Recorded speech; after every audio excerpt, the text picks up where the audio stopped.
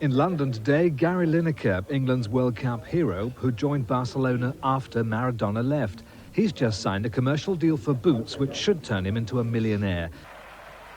Barcelona's Gary Lineker signs a £1 million sponsorship deal that's worth more than Dundee United's total annual turnover. In 6 days' time, the clubs meet in a UEFA Cup quarter-final. The task facing United highlights their continuing struggle against the odds.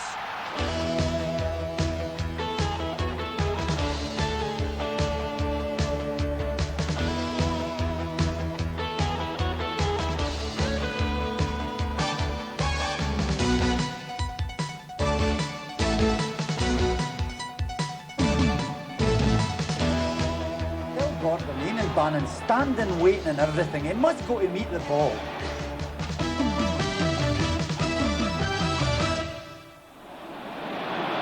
There's no way that Dundee United will ever be a Barcelona, Rangers or a Celtic.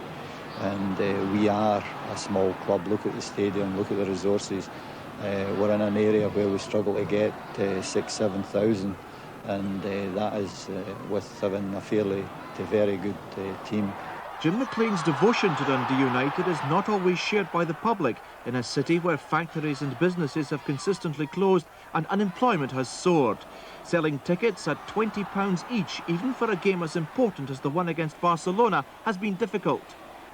This match coming up with Barcelona now, I don't think there's any doubt this is the corner shop against a supermarket. Barcelona's home games attract an average of more than 90,000 fans. The club has 4 foreign players whose total transfer fees top the £7 million mark. The most Dundee United have ever paid for a player is £165,000. Their annual wages bill is less than £500,000. Barcelona manager Terry Venable's contract is estimated to be worth 10 times that amount. It's more difficult here because everything's out of proportion. There's 120,000 people for the games. There's 18 directors instead of 8 or 9. There's 200 players instead of 26. They pay millions of pounds for players where in other countries they don't pay quite so much. You get too much acclaim if you do well, you get the sack too quick if you do bad. But then again, you know that before you start, so it's no good crying about that, is it?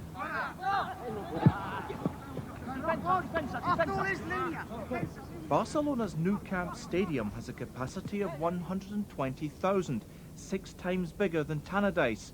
In this vast complex are a chapel for the players, an ice rink and a second stadium which is also larger than Tannadice. The Barcelona Trophy Room houses the glittering prizes of years as Spain's wealthiest and most powerful club.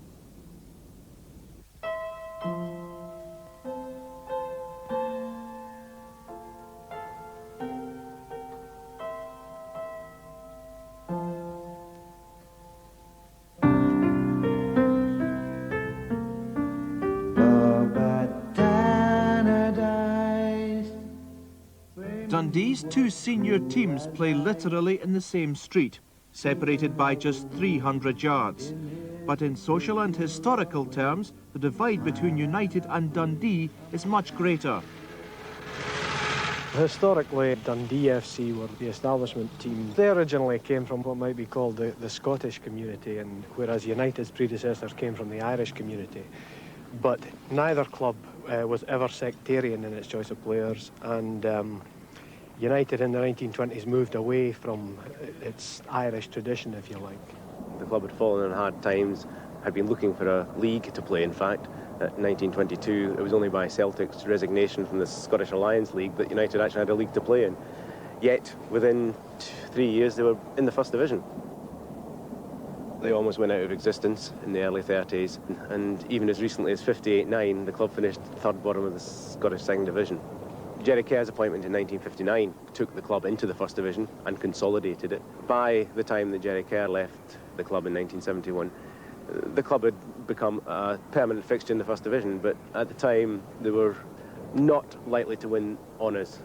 I've always been a supporter of underdogs, and at that time that certainly was the case, but more practically, I was very small when I was young, and I could see at Tannadice because there was less people attended the games. In the old days, just before they built the new stand, I think there was one communal bath, just an ordinary household bath in each dressing room. And Rangers refused to change it Tannadice, and horror of horrors, they elected to change it Dens Park. And they came down the road and we promptly beat them and sent them back home. The old wooden stand was incredible. If you dropped anything, that was it lost. And I remember an old guy from Arbroath, he said to me once that he never went in the stand at Tannadice because every time the ball hit the roof, you got covered in forky tailies. In 1956, Dundee United were in the second division, not doing very well, and the ground was in a really dilapidated condition, and they were in urgent need of some finance in order to continue. So one suggestion made was that we should start up a pool similar to clubs in England. There was one or two running at the time, but none in Scotland. The pool just took off. It exceeded all our expectations. Hello, Gladys, how are you? Oh, fine. And how is Mrs. Tom doing? Well, she's In getting 1984, we reached a milestone of £1 million donations to the football club. Between ground improvements and player improvements, Taypools was really a saviour to us. But also transfer fees were as well.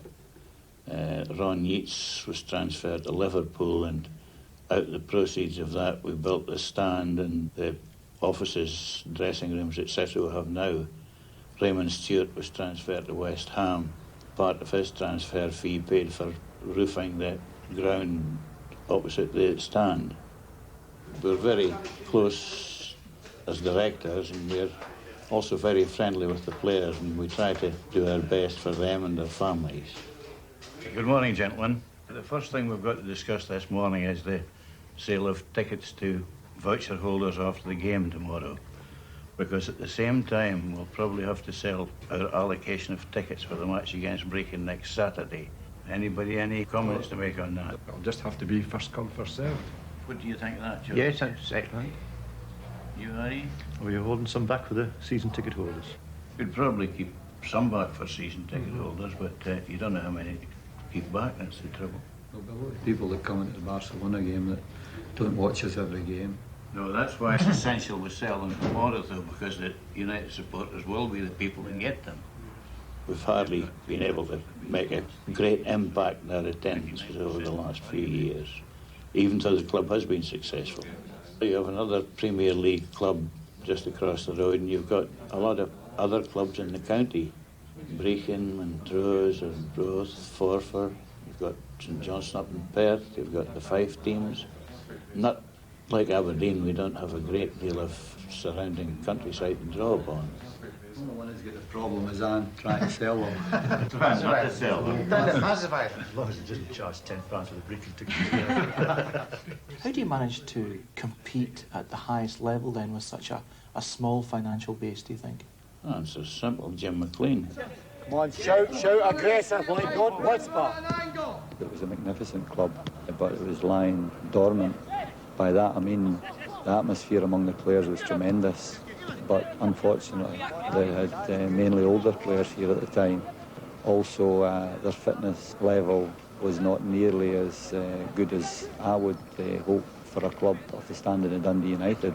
Well, we're standing still on the side, you're better on the move. Jim was a new breeder manager at the time. He had a tracksuit and he was in among players taking training and different things like that. And he made an immediate impression with his knowledge of the game and his forthright views. And he let everybody know right away exactly how he was wanting things carried out.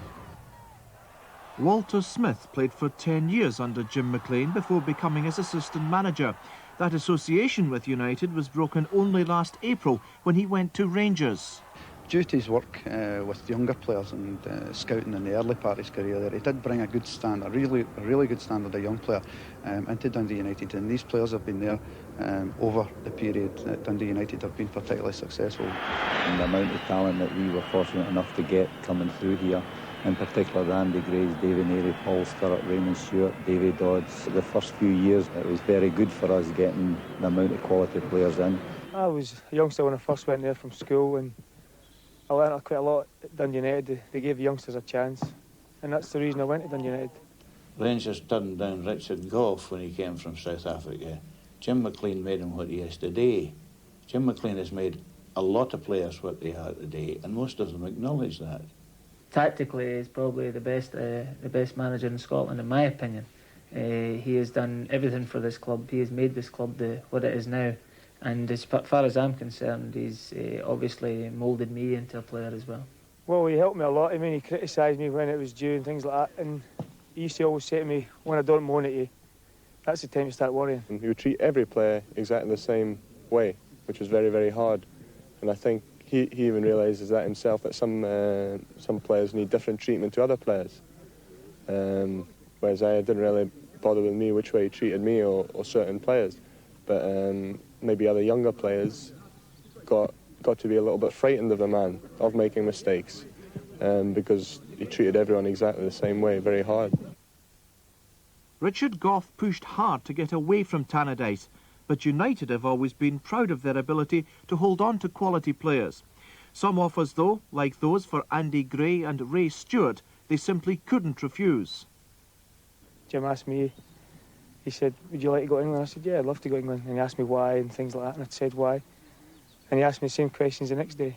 And before I knew where it was a move to West Ham. They'll always be restricted financially.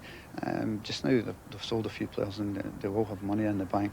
But even then, their financial resources don't stretch to paying players the amount of money that bigger clubs can pay them. When we received offers of £400,000 and £600,000 for some of the players here, I had said that, in my opinion, that we should let them go because clubs like Dundee United could not afford to turn down offers such as the directors had decided to turn down. And I remember a statement George Fox made at one of the board meetings. He said, what are you going to do with the money? You're going to sit and count the money in an empty stadium.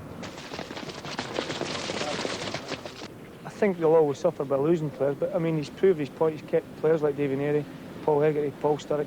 He has kept him, so he must have some type of magic in him. I've always said that this is a family club. For so many years, we only had 13, 14 boys who were what you would call the first team squad, and we were friends. You know, we golfed together, we went out together, and really, you know, outside of the park we didn't have that many friends. It was just the boys together, and that is the essence of it. That is the reason for part of the success we've had. Gough and Hegarty work it clear. That's a good pass into space for Dodds. Now Beattie breaking on the right. Sturrock is to the middle. Dodds is getting there too. That's beyond Duxbury. There's Sturrock. Paul Sturrock makes it 2 apiece. Dundee United's European record is an enviable one. 3 UEFA Cup quarter-finals and 1 European Cup semi in the past 6 years. His right foot and a hook it across. Clark's there to go.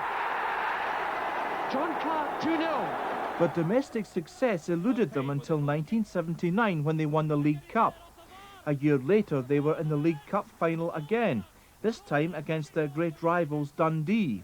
There's Payne with the corner. Hegarty's there again. That's it. Sturrock does it again. Dundee United have retained the Bells League Cup with an excellent performance. I was worried right up to the final whistle. No, to be honest, after the third goal I was starting to get confident then. Here's Neary.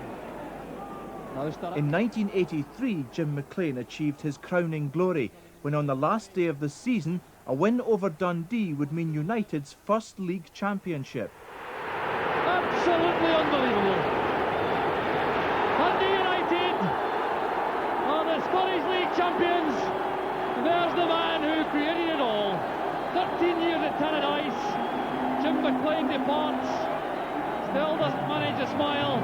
I think we all enjoyed it a bit more than Jim did. It was a wonderful occasion. It happened just down the road at Dens Park. And he was embarrassed when the players lifted him on their shoulder after the game. He looked genuinely embarrassed. He lost his voice for a while. And I walked down Tannadice Street with him after the game, just the two of us. Place was deserted. And he stopped in his tracks and turned and said, "It's a disgrace we have won this championship. We only have 12 players."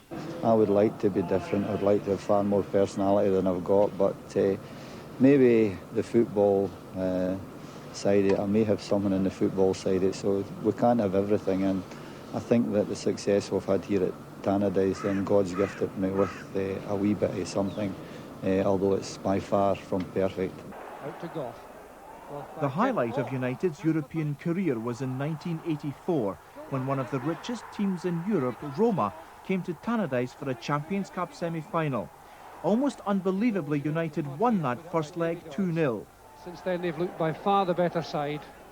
Looking for a second goal. There it goes. It's a goal! But in Italy, the story could not have been more different. Well, that's a great effort. Now, Mills. Oh, dear. And there is Conte. Oh, that's a goal! Well, people say that we bottled it and, you know, we froze on the day and everything else. And I would say there was an aspect of that. You know, there was a big hostile crowd. The manager of their team had put things in the papers that our manager had said to try and rile the crowd and rile his own players. But in my opinion in the day is that there was 9 or 10 of us who just had what you would call the proverbial stinker. I never particularly look on it as a defeat. It was a great thing for Dundee United to get there. Everybody was disappointed that they didn't get to the final, but it was a marvellous achievement on behalf of everybody at the club at the time to be in the semi-final of the European Cup. But for fans like Donny Cooks, the memories of Roma remain bitter. We've all had to live with the experience of the second leg at Roma, and I think the players obviously were as disappointed as anybody.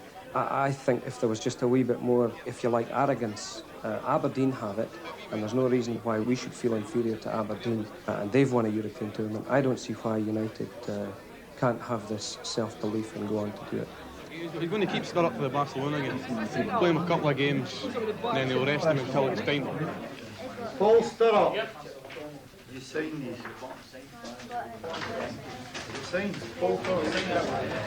There's definitely been an inferiority complex in the club, and a lot of that I must take for myself because basically I'm not showing near enough confidence in the players on certain occasions.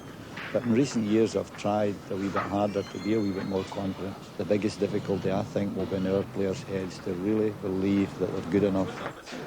On Monday night, obviously, the result was a bit close, but the performance, as far as I'm concerned, was a lot more pleasing.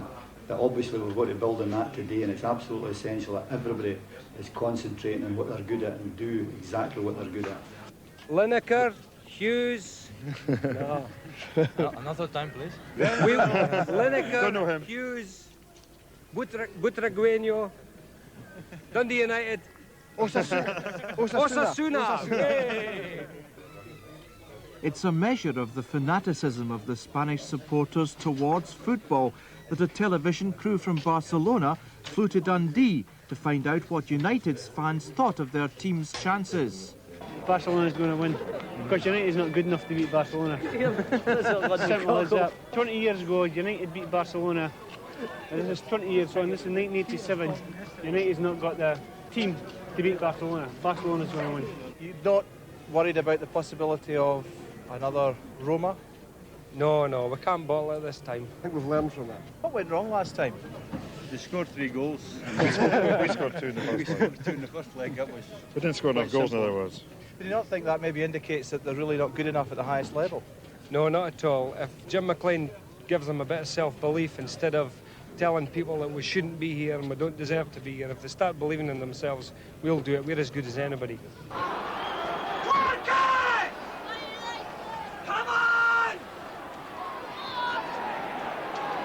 Gallagher's got to stay up in the defender.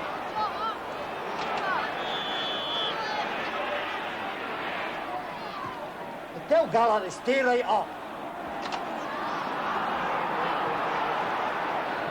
Hey, Jimmy! Jimmy! The runner! The runner! Field players, get them stirred up. I had to get away from the dugout because I felt I was getting far too involved. And the SFA actually were quite interested that I get away from it as well. So to save me a few trips to the referees meeting each year, I decided I was better sitting further away from the game. But more importantly, it does allow me to see and have a better view of the proceedings and what's happening out in the field.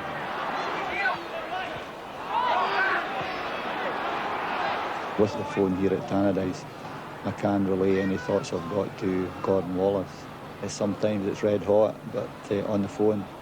But there's no real problem. Gordon knows exactly what we're expressing, and he is able to relate to the players on the field. Get Gordon to tell Fergie to keep playing in the inside right position. Yes, I'll definitely leave here, but I'll probably be in a box. If I go into the dugout, it most certainly would be in a box.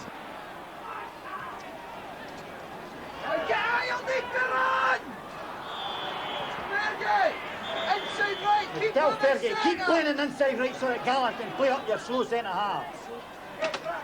It's his only interest, really. He plays around the golf quite badly now and again, but it's his only real interest, football, and it's something that I think at times maybe overshadows a lot of things in his life. I think obsession is the word, no doubt about that again. Right to the fact that when you're sitting talking to him, he'll use that favourite word, disgrace, again, how he's been a disgrace to his family. He hasn't spent enough time with his wife and his family. But he is dedicated to the cause of Dundee United. Is he a difficult man to live with? Not really, no. It's just all football. Tell them to play it right in on top of the goalie. Crowd the goalie. Get your players in. Bannon in. Well, when they win, he's happy and he's looking forward to the next game. And again, when they lose, the first thing he does when he gets home is start writing out teams. Sort of withdraws into himself, and I think it's about it. But I've got used to that. You know when to leave him alone, and gradually he comes round.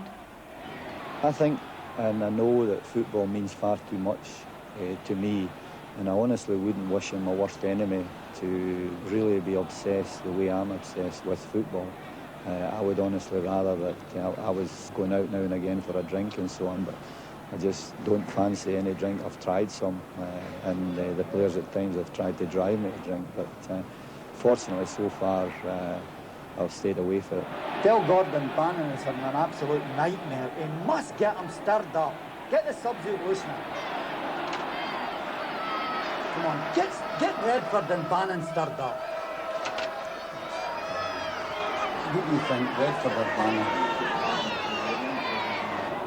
Come on, get Bannon off.